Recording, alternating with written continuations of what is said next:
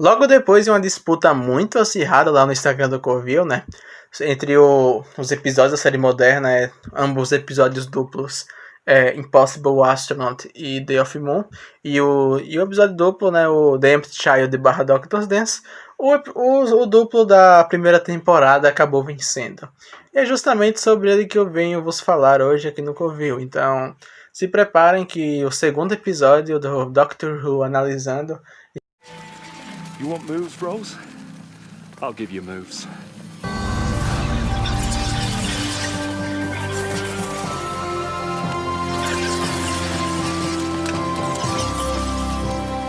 Everybody lives, Rose.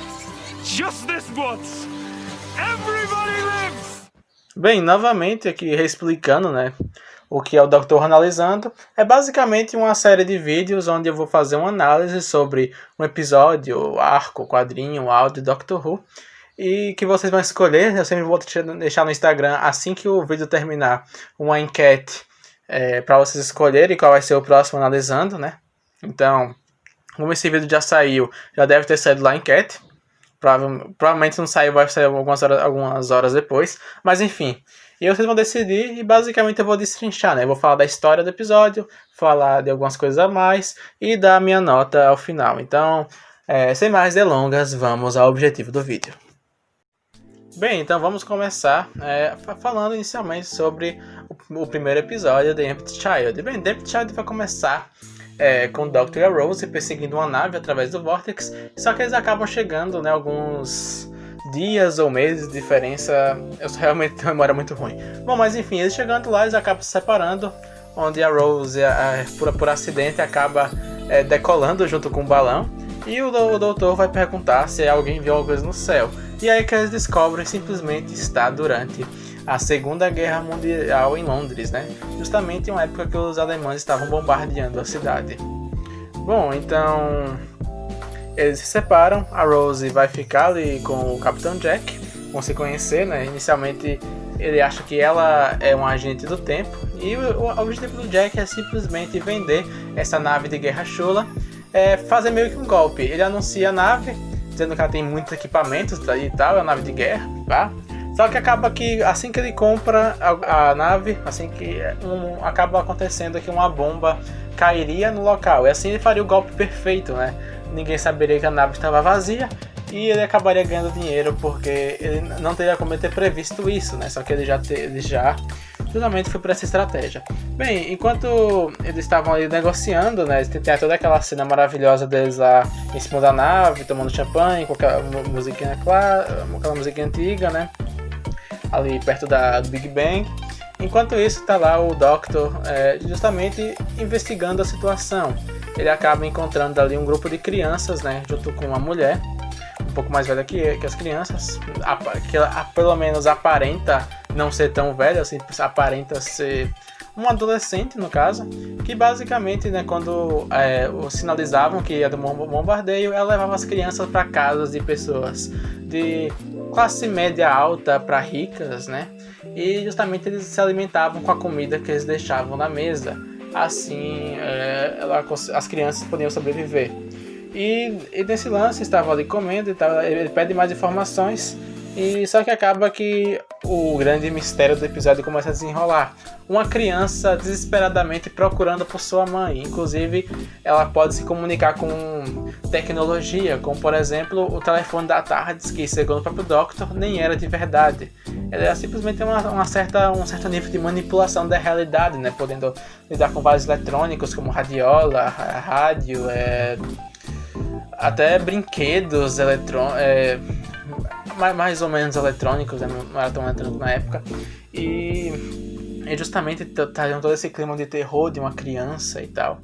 Então, depois de insistir com a mulher, ela acaba dizendo, né, onde a nave, né, que ela não sabia que a nave, ela achava que apenas uma bomba que não tinha detonado caiu, e o doutor vai simplesmente atrás ali, né, de um tal de doutor também, né? Que é justamente quem cuidava dos médicos, porque ela disse que antes de ver a bomba ela deveria ver esse cara, porque ele teria algumas informações importantes para ele e tal.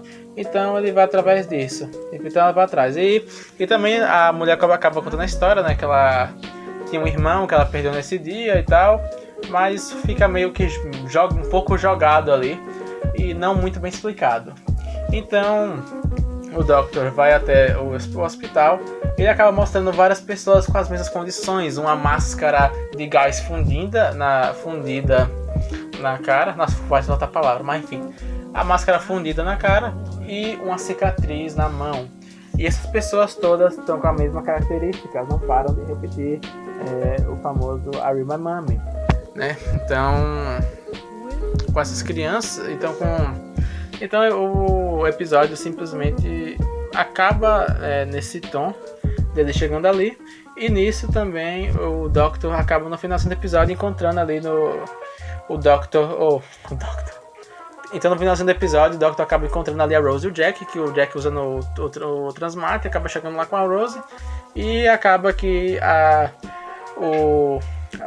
tem um grande plot twist que é revelado que o doutor do lugar lá, que tá cuidando do lugar, acaba sendo infectado ali pelas criaturas, e também vira uma das criaturas de máscara de gás, e todos ficam rodeando o Doctor dizendo Are You My Mommy, Are You My Mommy.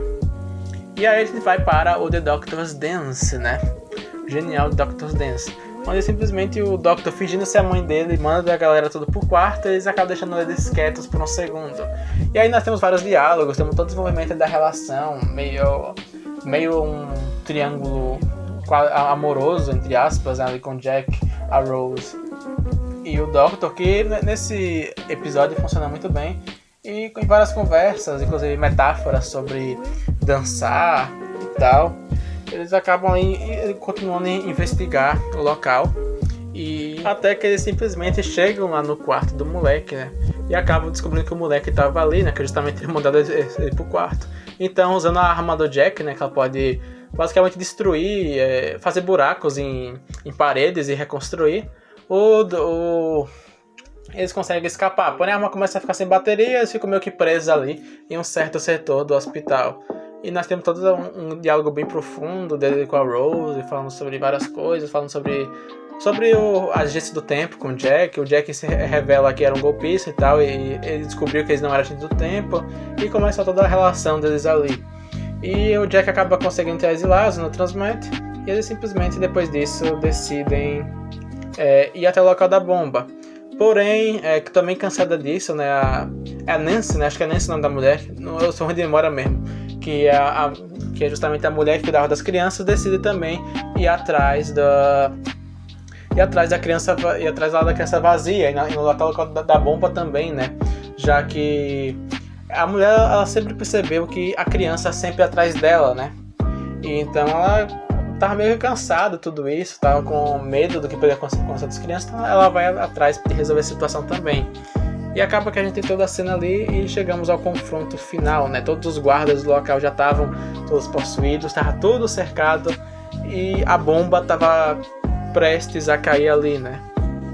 Então, com todos eles cercados, todos juntos lá, o Doctor simplesmente tem a sacada, né? De que, na verdade, a Nancy não era tão jovem assim, ela já teria sido mãe antes, e justamente ela que seria a mãe da criança.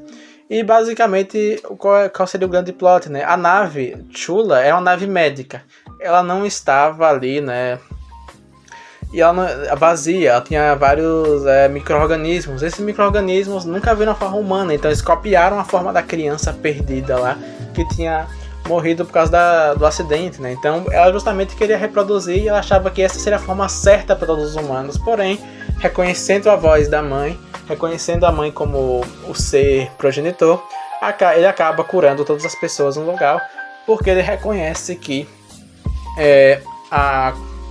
porque ele reconhece, né, que aquela era a forma certa da forma humana, justamente por a criança identificar ela como mãe. Então nós temos a famigerada e maravilhosa cena do Doctor falando Everybody Lives, né? Pela primeira vez, todo mundo pode viver. Sensacional. E com isso também o Jack foi cuidar da bomba, né, usando o raio trator. E nós temos a cena dele achando que ia morrer. Simplesmente o Doctor vai até lá, aterrissa a TARDIS dentro da nave dele e o convida para a TARDIS. E assim surge um dos melhores personagens do Doctor Who, né? Eu me arrisco a dizer que se o Jack não tivesse sido negligenciado durante a Era Moffat, ele poderia ter se tornado muito bem o que era o Brigadeiro na série clássica. Ele tinha todos os modos para isso, mas ele foi negligenciado na Era do Moffat, mas pelo menos agora vai voltar com o Chris Chibnall, né? O que é que eu achei desse episódio? Simplesmente, essa é a minha história preferida dessa temporada. E eu acho que provavelmente ela deve ser a minha segunda história preferida de toda a New Who. Acho que empatada ali com o Silence in the Library, Forest of Death lá da quarta temporada. São minhas duas. Ocupam meu segundo lugar de melhores histórias da New Who. Então, cara, a nota não é outra, é 10/10. Assim, você ver como esse quadro começou, né? Eu dei 10/10 pra Dedinhos e agora pra The Empty Child. Mas fazer o que, né? Eu só coloquei história boa na votação. Eu não sei se a outra teria 10/10, que é a outra que eu botei pra concorrer com o Empty Child. Mas enfim, o vídeo não é sobre isso. Bem, mas... Cara, eu acho muito sensacional a forma como o Moffat fazia esse meio clima de terror durante a era do Davis, né? A gente tem isso em Blink, a gente tem isso no Silence in the Library, tipo, ele criava vilões muito bem, o Moffat, tipo, ele criou o Empty Child, que é muito interessante, também tem aqueles vilões mecânicos lá do The Girl of Fireplace, os próprios Weeping Angels, o Vassanerada, na era dele nós temos o Silence, tipo, o Moffat é muito criativo para criar vilão, e vilão com conceito interessante, não é só vilão por vilão.